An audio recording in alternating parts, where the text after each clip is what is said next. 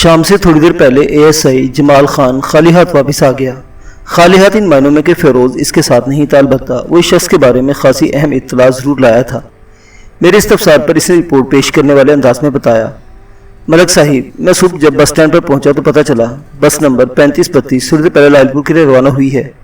آپ کا حکم تھا چاہے کتنی بھی دیر ہو جائے میں فیروز کو اپنے ساتھ لے کر آؤں، لہٰذا میں ادھر ہی بس سٹینڈ پر رک کر انتظار کرنے لگا۔ اس بس اڈے کا مالک باؤ سکندر بڑا بھلا مانس ہے، میری کبھی کبھار اس سے الیک ہو جاتی ہے۔ میں نے مختصراً اسے صورتحال کے بارے میں بتایا تو وہ کہنے لگا، سرکار آپ آرام سے تھانے میں جا کر بیٹھو، یہ بس جب بھی لال پور سے واپس آئے گی میں فیروز کو کسی بندے کے ساتھ آپ کے پاس بھیج دوں گا۔ لیکن میں نے باؤ سکندر کی بات سے اتفاق نہ کیا اور کہا، باؤ جی، پولیس کی نوکری میں آرام کے ساتھ میں ادھر رک کر فیروز کا انتظار کروں گا، اور یہ تھانہ انچارج کا حکم بھی ہے۔ وہ بولا، ASI صاحب، میں نے اس تھانے دار کے بارے میں سنا ہے کہ اصولوں کے معاملے میں بڑا سخت ہے، بڑے بڑے مجرم اس سے خوفزدہ رہتے ہیں، وہ کسی کی سفارش سنتا ہے اور نہ ہی۔ بات کو دھورا چھوڑ کر باؤ سکندر اپنے ہاتھ کی انگلیوں کے ایسے انداز میں حرکت دینے لگا جیسے تصور میں کرنسی نوٹ گن رہا ہو۔ میں فوراً سمجھ گیا وہ طنز انداز میں آپ کے حوالے سے رشوت نہ لینے والے معاملے کی طرف اشارہ کر رہا تھا۔ میں نے ٹھہرے ہوئے لہجے میں کہا، باؤ سکندر، ہاں یہ تو ٹھیک کہتے ہو تم، ملک صاحب ایک سچے اور کھرے پولیس افیسر ہیں، اور کھرا آدمی اصولوں کا تو سخت ہوتا ہی ہے۔ مجھے آپ کی حمایت میں بولتے دیکھ کر اس نے موضوع کو لپیٹ دیا اور ادھر ادھر کی باتیں کرنے لگا۔ باؤ سکندر نے بس سٹینڈ پر ایک کمرے میں اپنا دفتر بنا رکھا ہے، وہ مجھے اپنے دفتر میں لے گیا۔ اس سے پہلے اس نے اپنے بندوں کو ہدایت کر دی تھی کہ جیسے ہی فیروز والی بس لال پور سے واپس آئے اسے اطلاع دی جائے۔ ملک صاحب، ASI جمال نے بات کو آگے بڑھاتے ہوئے کہا، میں نے دوپہر کا کھانا باؤ سکندر کے دفتر میں کھایا اور ہم کھانے سے فارغ ہوئے ہی تھے کہ بس نمبر 3532 لال پور سے واپس آ گئی۔ اس بس کو 5 منٹ کے لیے یہاں رکنا تھا۔ بس کے آمد سے میں فوراً مطلع کیا گیا، لیکن پتہ چلا کہ کلینر فیروز اس بس کے سٹاف میں شامل نہیں، اس کی جگہ ایک دوسرا کلینر وہاب نامی شخص موجود تھا۔ ہمیں بتایا گیا کہ وہاب اسی روٹ کی ایک دوسری بس 1365 میں کلینر ہے۔ 1365 میں کوئی تکنیکی خرابی واقع ہو گئی تھی جس کے سبب اسے 2 گھنٹے تک لال پور میں رکنا پڑ گیا ہے، لیکن وہاب نامی اس کلینر کو کسی ضروری کام سے بروقت سیالکوٹ پہنچنا تھا، لہذا اس نے فیروز سے منت کی کہ وہ اس کی بس کے لیے لال پور میں رک جائے اور وہ خود فیروز والی بس کے ساتھ چلا جاتا ہے۔ وہ لمحہ بھر کو سانس لینے کی غرض سے متوقف ہوا، پھر اضافہ کرتے ہوئے بولا، میں ایک مرتبہ پھر انتظار کے لیے باؤ سکندر کے دفتر جا بیٹھا۔ وہاب والی بس یعنی 1335 2 گھنٹے کے بعد وہاں سے آتی جس میں فیروز سے ملاقات ہو سکتی تھی، اور اتفاق دیکھیں ملک صاحب، اس نے بیزاری سے بریز دیجے میں مجھے مخاطب کیا، آج کا دن اچھا نہیں ہے۔ جب مذکورہ بس سٹینڈ میں آ کر لگی تو پتہ چلا فیروز اس بس کے ساتھ بھی نہیں آیا۔ تحقیق و تفتیش سے یہ نتیجہ سامنے آیا کہ لال پور کے بس اڈے میں اسے ایک دیرینہ دوست مل گیا تھا اور وہ اس کے ساتھ لاہور کی طرف چلا گیا ہے۔ اس نے وہاب والی بس کے ڈرائیور کو یہ بتایا ہے کہ رات کو نظام آباد واپس آ جائے گا۔ یہ ہے کل کہانی ملک صاحب۔ ASI جمال کی طویل وضاحت ختم ہوئی تو میں گہری سوچ میں ڈوب گیا۔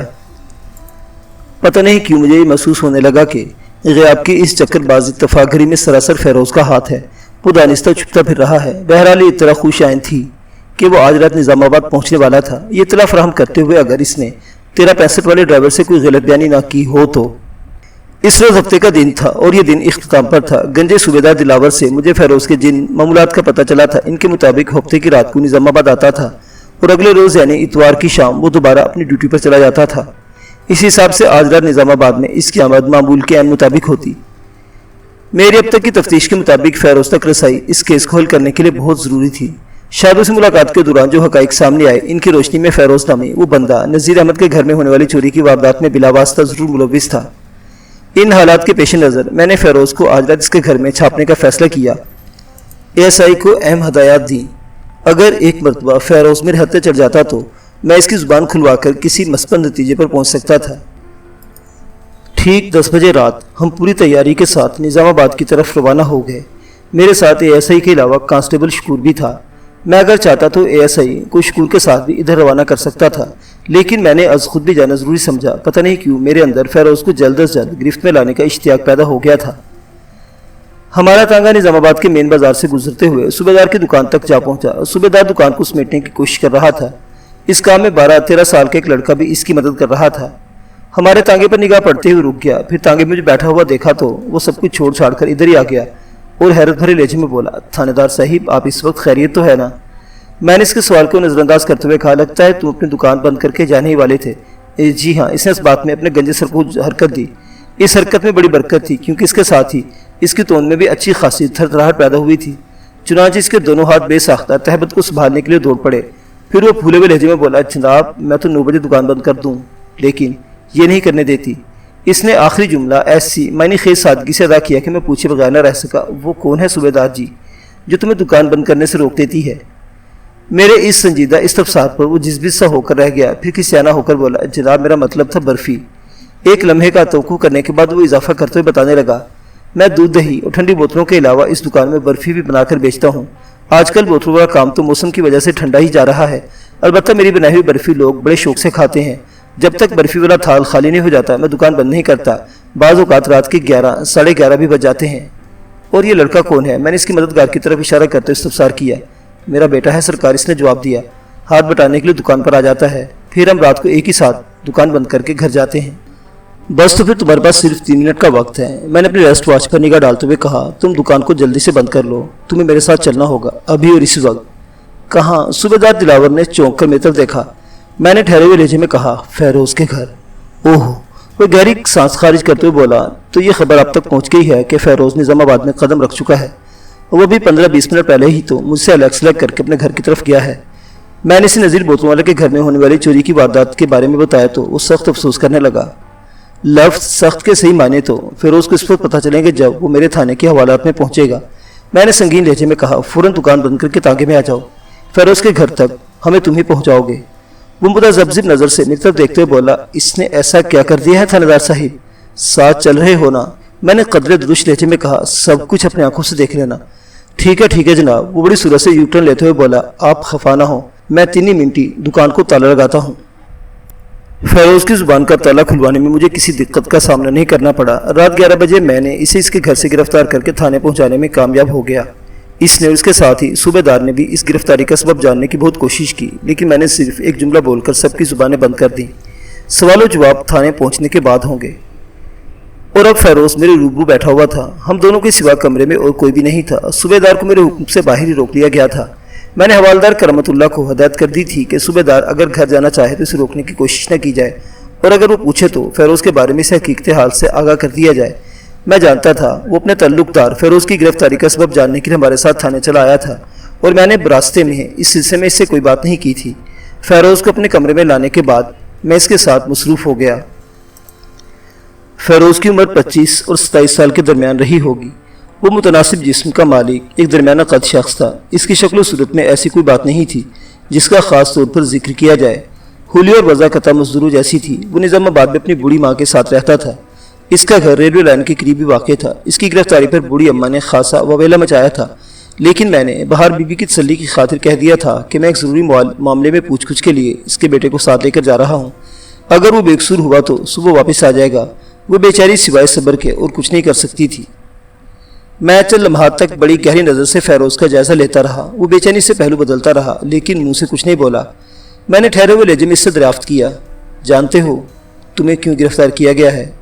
ये बात अगर मुझे मालूम होती तो मैं आपसे क्यों पूछता जनाब। वो सख्त परेशानी के आलम में बोला, खुदारा मुझे बताएं इस गिरफ्तारी का आखिर मकसद क्या है? मैंने पूछा, क्या तुम शादो को जानते हो? मैंने गैर महसूस अंदाज में से घिसने की कोशिश शुरू की तो वो जल्दी से बोला, क्या आप नज़ीर बोतल वाले की बेटी शादो का जिक्र कर रहे हैं? वो शादो जिसके घर में चोरी हो गई है? हाँ, मैं बिल्कुल इसी शादो का जिक्र कर रहा हूँ। मैंने बदस्तूर इसकी आंखों में देखते हुए कहा, तुम्हारे जवाब से पता चलता है तुम्हें शादो के हालात से पल पल की खबर है। मैंने फिर थोड़ा सा तौक़ुफ़ देकर कड़े लहजे में पूछा, क्या ये दुरुस्त है तुम दोनों एक दूसरे को पसंद करते हो? नन हाँ। वो गड़बड़ा कर रह गया। ये नन हाँ क्या होता है? मैंने डांटते हुए अंदाज में कहा। एक और वाज़ेह जवाब दो, कुछ भी बोलने से पहले ये ज़हन में ज़रूर रखना, मैं तुमसे पहले इस मामले पर शादो से बड़ी तफसीली बात कर चुका हूँ। वो चंद लम्हात तक मुतज़ब्ज़िब नज़र से मुझे देखता रहा, फिर मुतामलाना अंदाज में इसने इकरार में सर हिला दिया। जी हाँ, ये सच है कि हम एक दूसरे से मोहब्बत करते हैं, और ये जानने के बावजूद भी शादो के रिश्ते की बात पक्की हो चुकी है। मैंने इसका जुमला मुकम्मल होने से पहले ही कह दिया, तुम अभी तक इसे हासिल करने की कोशिश में लगे हो। तुम्हारा ये फ़ैल इंतहाई गैर शरीफाना है। जनाब, मोहब्बत करना कोई गुनाह तो नहीं। वो अजीब से लहजे में बोला, हम दोनों एक दूसरे से सच्ची मोहब्बत करते हैं, पाकीज़ा और बेदाग मोहब्बत। मैंने इसे घेरने के लिए सवालात का ज़ाविया कदर तब्दील कर दे पूछा, तुम अपनी इस पाकीज़ा मोहब्बत में शादो को हासिल करने के लिए क्या क्या कर सकते हो? मेरे लहजे में हल्का सा तंज शामिल था।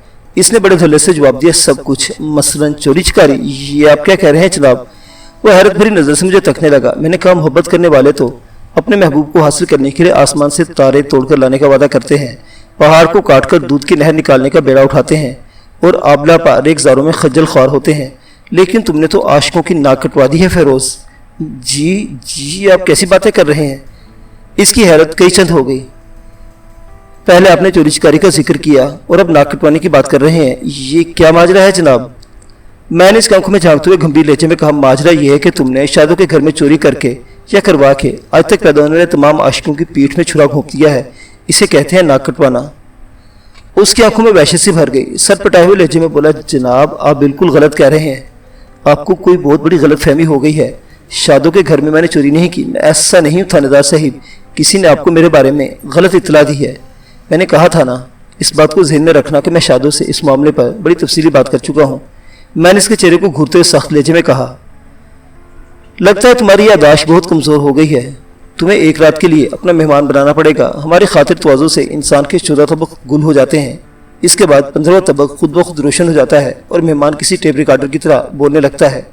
میرے الفاظ کی سنگینی کو محسوس کر کے وہ سراسیمہ ہو گیا، پھر سرسراتی ہوئی آواز میں پوچھ بیٹھا، کیا یہ چوری والی بات آپ کو شادوں نے بتائی ہے؟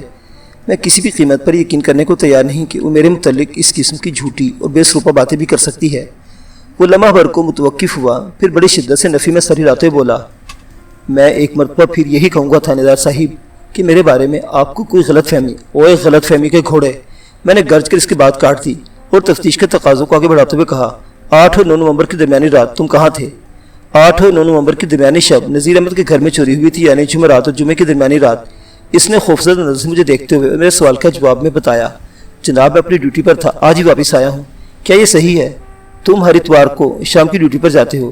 میں نے تیز نظر سے اسے گھورا، اور ہفتے کی رات کو واپس گھر آتے ہو، یہی تمہارا معمول ہے؟ جی ہاں، یہ بات سولانہ درست ہے، وہ سادگی سے بولا۔ آپ میرے ساتھیوں سے اس کی تصدیق کر سکتے ہیں، ڈرائیور حشمت علی اور کنڈکٹر مطلوب میری بات کی گواہی دیں گے۔ ضرورت محسوس ہوئی تو میں 35-32 کے سارے عملے کو لائن حاضر کر دوں گا، میں نے دھمکیاں میز لہجے میں کہا۔ فی الحال تو تم اس بات کا جواب دو کہ تم پورا ہفتہ کسی بس کی کلینری کرتے ہو، تو 8 نومبر جمعرات کی صبح تم نظام آباد میں کیا کر رہے تھے؟ اس کے چہرے پر ایک سایہ سا کر گزر گیا۔ میں نے تیکھے لہجے میں دریافت کیا، کیا یہ درست ہے کہ جمعرات کی صبح تم صرف اور صرف شادوں سے ملنے کے لیے نظام آباد آئے تھے؟ لمحہ بھر کے توقع کے بعد میں نے سنسنی خیز انداز میں اضافہ کیا، جھوٹ بول کر تم خود کو ایک بہت بڑی مصیبت میں گرفتار کروا لو گے، جبکہ سچ بولنے کی صورت میں تمہارے لیے کوئی گنجائش نکال سکتا ہوں۔ ان لمحات میں وہ مجھے بڑی کڑی آزمائش سے دوچار نظر آیا، تاہم وہ جس نوعیت کی صورتحال میں پھنس گیا تھا، اس کے پیش نظر فرار کے بجائے اس نے اقرار ہی میں عافیت جانی اور مسکینوں جیسی آواز میں بولا، جی میں شادوں سے ملنے آیا تھا۔ کیوں؟ کیا اچانک کوئی ضروری کام یاد آ گیا تھا؟ میں نے چپتے ہوئے لہجے میں کہا، جی ایک ضروری کام ہی تھا۔ وہ جس بز ہوتے ہوئے بولا، اور وہ ضروری کام یہ تھا نا؟ بات ختم کرتے ہوئے میں نے میز کی دراز میں سے مرکری کروم والی ڈبیاں نکال کر اور پھر مسکرہ ڈبیا کو فیروز کے سامنے میز پر رکھ دیا اور انگلی سے ڈبیا کی جانب اشارہ کرتے ہوئے سوال نظر سے فیروز کو گھورنے لگا۔ وہ لکنت زدہ لہجے میں بولا، یہ آپ کو کہاں سے ملی؟ میں نے جب یہ ڈبیا شادوں کو دکھائی تھی، اس نے بھی تم سے ملتا جلتا سوال کیا تھا۔ میں نے ایک ایک لفظ پر زور دیتے ہوئے کہا، پھر سخت لہجے میں استفسار کیا، کیا تم جمعرات کی صبح یہی ڈبیا شادوں کو دینے کے لیے نظام آباد پہنچے تھے نا؟ اقرار کرنے کے سوا اس کے پاس کوئی چارہ کار نہیں بچا تھا۔ شکست خوردہ انداز میں اس نے یکلخت جواب دیا، ہاں۔ تم نے یہ ڈبیا شادوں کو کس مقصد کی خاطر دی تھی؟ میں نے اس کی آنکھوں میں دیکھتے ہوئے پوچھا، پھر فوراً ہی تنبیہی اضافہ بھی کر دیا، میں تمہارے منہ سے وہ جواب نہیں سننا چاہتا جو کہانی تم نے شادوں جیسی بھولی بھالی لڑکی کو سنائی ہے۔ میں نے شادوں سے کوئی غلط بینی نہیں کی تھی۔ وہ بے یقینی سے میری طرف دیکھتے ہوئے بولا، اور آپ سے بھی کوئی جھوٹ نہیں بولوں گا جناب، اس ڈبے کے اندر ایک تعویذ تھا اور کچھ دم کیا وہ صفوف تھا، اور یہ دونوں چیزیں تم کسی پہنچے ہوئے بابا سے لے کر آئے تھے۔ میں نے اس کی بات کاٹ کر طنزیہ لہجے میں کہا، تاکہ اس شادوں کی ماں رام ہو جائے، وہ شادوں کی منگنی توڑ کر اس کی شادی تم سے کرتے، ہے نا؟ جی جی بالکل یہی بات ہے۔ وہ جلدی سے بولا، لگتا ہے شادوں نے آپ کو سب کچھ سچ سچ بتا دیا ہے۔ اس نے مجھے وہی بتایا ہے جو پٹھی تم نے اسے پڑھائی تھی، میں نے پھنکار سے مشابہ لہجے میں کہا، لیکن شادوں کی طرح میں تمہارے فریب میں نہیں آؤں گا، میں حقیقت جاننا چاہتا ہوں فیروز۔ جی حقیقت تو یہی ہے۔ وہ الجھی ہوئی نظر سے مجھے تکنے لگا۔ میں نے گہری سانس خارج کی اور سلگتے ہوئے انداز میں کہا، اس کا مطلب ہے شرافت کی زبان تمہاری سمجھ میں نہیں آئے گی، تم کم از کم ایک رات کے لیے ٹرائل روم میں رکھنا ہوگا۔ وہ ٹرائل اور ڈرائنگ روم جیسی اصطلاحات سے بخوبی واقف نظر آتا تھا۔ میری بات سن کر اس کے چہرے پر خوف کی پرچھائیاں جھلکنے لگی۔ بڑے ہی عاجزانہ لہجے میں اس نے مجھ سے کہا، تھانے دار صاحب میں یہ صفوف اور تعویذ واقعی ایک پہنچے ہوئے بابا سے لے کر آیا تھا۔ انہوں نے مجھے یقین دلایا تھا کہ اگر میں نے صفوف اور تعویذ کے سلسلے میں منوان ان کی ہدایت پر عمل کیا تو میری بگڑی بن جائے گی۔ شادو کی ماں اس کا رشتہ جہانگیر سے توڑ کر مجھ سے جوڑ دے گی۔ بابا جی میرے حالات سے اچھی طرح واقف ہیں، میں نے انہیں اپنی اور شادو کی کہانی بڑی تفصیل سے سنائی تھی۔ میں نے کڑے لہجے میں کہا، فیروز شاید میں تمہیں بات کو سچ مان لیتا، لیکن کیا کروں، میں نے سچ تک رسائی حاصل کر لی ہے اور سچ تمہارے بتائے ہوئے سچ سے بہت مختلف ہے۔ وہ میری بات پوری ہونے سے پہلے ہی بول اٹھا، اگر آپ کو میری بات کا یقین نہ آ رہا تو پھر اس سچ کے بارے میں بتائیں جس تک آپ نے رسائی حاصل کر لی ہے۔ میں فیروز کے چہرے کے تاثرات کا بغور جائزہ لے رہا تھا۔ پہلی مرتبہ مجھے محسوس ہوا کہ وہ ڈر اور خوف کو بالا طاق رکھ کر بات کر رہا تھا۔ میں نے بدستور اس کی آنکھوں میں دیکھتے ہوئے دو ٹوک انداز میں کہا، یہ وہی آزمودہ کار داؤ تھا جس سے پہلے میں شادو پر چلا چکا تھا۔ میں نے اس ڈبے میں موجود صفوف کا لیبارٹری ٹیسٹ کرایا ہے۔ میں نے جھوٹ کی مصلحت کو کام میں لاتے ہوئے کہا، اس صفوف میں کچھ تیز نشاور شے شامل ہے۔ تمہاری ہدایت پر شادو نے جو حرکت کی، اس کے نتیجے میں وہ تینوں ساری رات بلکہ اگلے روز دن چڑھے تک بے خبر پڑے سوتے رہے اور تم اپنا مقصد حاصل کر لیا۔ شادو جیسی سادہ سی لڑکی کو بیوقوف بنا کر تم اس کی شادی کا سارا قیمتی سامان لے اڑے تاکہ اس کی شادی جہانگیر سے نہ ہو سکے، اور تم، یہ جھوٹ ہے، سراسر مجھ پر الزام ہے۔ وہ بے ساختہ احتجاجی انداز میں چیخا، چلاؤ مت، میں نے اسے دبکا مارا۔ تمہیں اس شوق کو پورا کرنے کا مناسب موقع دیا جائے گا۔ جب تم تفتیش کی چکی میں ڈالے جاؤ گے تو تمہارے وجود کا ایک ایک حصہ بڑے دردناک انداز میں چیخے گا، چلائے گا اور مدد کے لیے پکارے گا۔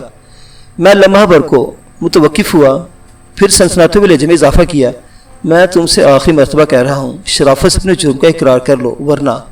میں نے دانستہ جملہ ادھورا چھوڑ دیا۔ وہ منت ریز لہجے میں بولا، اگر آپ کو میری بات کا یقین آ رہا ہو تو جا کر بابا جی سے پوچھ لیں، انہوں نے مجھے دم کیا ہوا صفوف اور تعویذ دیا تھا، آپ کو میری بے گناہی کا یقین آ جائے گا۔ اچانک میرے ذہن میں روشنی کا جھماکا سا ہوا اور پتہ نہیں کیوں مجھے محسوس ہوا کہ فیروز کسی بہت بڑی حقیقت کا انکشاف کر رہا ہے۔ اس نے جذبات انگیز لہجے میں جو کچھ بتایا اور جو کچھ کہا تھا، اس میں مجھے سچائی کی جھلک نظر آئی۔ وہ یقین سا چلا کہ وہ دروغگوئی سے کام نہیں لے رہا، لیکن اس تمام تو سوچ کے باوجود بھی ایک کنگ سائز والے نشان بھی ذہن میں تھا۔ اگر نذیر احمد کے گھر میں ہونے والی چوری میں فیروز کا ہاتھ نہیں تو پھر کسی شیطان کا کارنامہ ہے۔ کہیں اس کیس میں وہ پہنچا وہ بابا تو ملوث نہیں۔ ان اچھوتے سوالات نے مجھے تفتیش کے ایک نئے رخ کی آگاہی دی، اور میں نے اپنے لہجے کی سختی کو فوراً موقوف کرتے ہوئے فیروز کے ساتھ اچانک نرمی کا برتاؤ اپنا لیا اور آرام سے لہجے میں کہا، فیروز میں تو اب تک یہی سمجھ رہا تھا کہ نذیر احمد کے گھر میں چوری تم نے ہی کی ہے یا کسی اور کے ذریعے کروائی ہے، اور چوری کے مال کو ٹھکانے لگانے کے لیے آج تم اپنے دوست صفدر علی کے ساتھ لاہور چلے گئے تھے، لیکن تم اپنے کسی جرم کا اقرار کرنے کے لیے تیار نہیں ہو اور سارا الزام اس پہنچے ہوئے بابا پر ڈال رہے ہو۔ ٹھیک ہے، اب تمہارے بابا کو بھی گرفتار کر کے یہاں لاتا ہوں۔ اس کے چہرے پر زردی کھنڈ گئی۔ خوفزدہ لہجے میں بولا، میں نے بابا جی پر الزام لگایا ہے، آپ بہت بڑی زیادتی کر رہے ہیں تھانے دار صاحب۔ میں نے ٹھہرے ہوئے لہجے میں استفسار کیا، یہ صفوف تمہیں اسی بابا نے دیا تھا نا؟ جی ہاں۔ وہ وحشت زدہ نظر سے مجھے دیکھنے لگا۔ پھر تم کیوں پریشان ہوتے؟ میں نے معتدل انداز میں کہا، جس نے صفوف اور تعویذ دیا ہے وہی میرے سوالات کا سامنا بھی کرے گا۔ لیبارٹری ٹیسٹ تو رہا ایک طرف، یہ بات نذیر احمد اینڈ کمپنی کی غفلتانہ نیند نے بھی ثابت کر دی ہے کہ انہیں رات کے کھانے میں کوئی زود اثر نشہ آور شے کھلائی گئی تھی۔ میں تمہیں تو بتا ہی چکا ہوں کہ شادو اپنے کرتوت کا اقرار کر چکی ہے۔ تم بتاؤ اس پہنچے ہوئے بابا کا آستانہ کہاں ہے، تاکہ میں اس پہنچی ہوئی شخصیت کو کہیں اور پہنچانے کا بندوبست کر دوں۔ وہ بے حد خوفزدہ تو تھا ہی، میرے جارحانہ انداز تفتیش نے اس کی خوفزدگی میں لاکھوں گنا اضافہ کر دیا۔ بکھری ہوئی آواز میں اس نے فریاد کی، تھانے دار صاحب یہ ٹھیک نہیں ہو رہا، پاپا بڑے جلالی ہیں، میں آپ سے درخواست کرتا ہوں کہ آپ، میں نے جو پوچھا ہے اس کا سیدھا اور سچا جواب دو۔ میں اس کی بات کاٹ کر درست لہجے میں کہا، بابا کے جلال کا سامنا میں خود کر لوں گا، تم مجھے اس کا نام اور ٹھکانہ بتاؤ جلدی۔ وہ پھنسی پھنسی آواز میں بولا، ان کا نام بابا امرود شاہ ہے۔ امرود شاہ؟ میں نے حیرت بھری آواز میں دہرایا، یہ کس کا نام ہے؟ بس جی یہی نام ہے ان کا، وہ سادگی سے بولا۔ ان کا آستانہ بھی آستانہ امرود شاہ کے نام سے مشہور ہے۔ نظام آباد میں ریلوے لائن اور بڑے میدان کے آخری کنارے پر ہے یہ آستانہ۔ میں نے کہا، ہر نام کی کوئی معنی یا وجہ تسمیہ ہوتی ہے، لگتا ہے پہنچا ہوا بابا امرود کے کسی درخت پر بیٹھ کر وظیفے پڑھتا رہتا ہے۔ فیروز نے جس جلالی بابا کا ذکر کیا تھا وہ کوئی سچی روحانی شخصیت نہیں ہو سکتا تھا۔ رسے تلوانے اور میاں بیوی کے درمیان نفاق پیدا کرنے والے کے لیے اللہ تعالی نے دردناک عذاب کی بات کی ہے، اور شادو کے معاملے میں یہ امرود شاہ اس نوعیت کا منفی کردار ادا کر رہا تھا، لہٰذا اس کی جھوٹی شان سے میں مروب ہونے والا نہیں تھا۔ فیروز نے میرے گستاخانہ تبصرے کے جواب میں گہری سنجیدگی سے بتایا، تھانے دار صاحب، امرود شاہ کے پیر و مرشد جمرود شاہ کسی زمانے میں بہت مشہور تھے۔ امرود شاہ کے والد کی کوئی اولاد نہیں تھی۔ وہ آستانہ جمرودہ پر پہنچے اور جمرود شاہ سے اولاد کی بھیک مانگی۔ جمرود شاہ نے حکم دیا کہ اپنی بیوی کو آستانے پر لے کر آؤ، وہ اس پر خاص دم کریں گے۔ امرود شاہ کے والد کو صاحب اولاد ہونے کی اتنی جلدی تھی کہ وہ بیوی کو دم کرانے آستانہ جمرودیہ پر گئے۔ جمرود شاہ نے ایک طویل دم کیا اور ہدایت کی کہ چاند کی 14 تاریخ کو وہ ایک ایسا امرود کھائے جو کچا بھی ہو اور پکا بھی، کھٹا بھی اور میٹھا بھی، ہرا بھی ہو اور بھرا بھی۔ چنانچہ امرود شاہ کے والد ایسے ہماگیر امرود کی تلاش میں نکل کھڑے ہوئے۔ پتہ نہیں کیسے انہوں نے مذکورہ امرود حاصل کر کے اپنی بیوی کو چاند کی 14 رات میں کھلا دی، جس کے نتیجے میں بابا امرود شاہ پیدا ہوئے۔ جمرود شاہ کی ہدایت پر ہی ان کا نام امرود شاہ رکھا گیا۔ وہ لمحہ بھر کو متوقف ہوا، پھر انتہائی دردانہ لہجے میں بولا، تھانے دار صاحب، میں ایک مرتبہ پھر آپ کو بتا رہا ہوں۔ امرود شاہ بہت ہی پہنچا ہوا جلالی۔ میں نے فیروز کی بات سے توجہ ہٹائی اور حوالدار کرامت اللہ کو اپنے کمرے میں بلا لیا۔ کرامت اللہ میرے پاس پہنچا تو میں نے فیروز کو اس کی تحویل میں دیتے ہوئے گہری سنجیدگی سے کہا، یہ رات کے باقی حصے میں تمہارا مہمان ہے، اس کی خاطر مدارت کی ضرورت نہیں۔ یہ صبح مجھے ایسے ہی بھوکا ملنا چاہیے جیسا کہ میں تمہارے حوالے کر رہا ہوں۔ حوالدار فیروز کو اپنے ساتھ حوالدار کی طرف لے گیا۔ معزز سامعین حضرات، کہانیاں بھی جاری ہے۔